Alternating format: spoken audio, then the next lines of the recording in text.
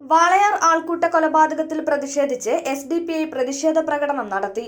ജോലി തേടി കേരളത്തിലെത്തിയ ഛത്തീസ്ഗഡ് സ്വദേശിയായ രാം നാരായണനെ ബംഗ്ലാദേശിയാണോ എന്ന് ചോദിച്ച് ആൾക്കൂട്ട ആക്രമണം നടത്തി മൃഗീയമായി കൊലപ്പെടുത്തിയതിൽ പ്രതിഷേധിച്ചാണ് SDPI ജില്ലയിലെ മണ്ഡലം തലങ്ങളിൽ പ്രതിഷേധ പ്രകടനം നടത്തിയത്.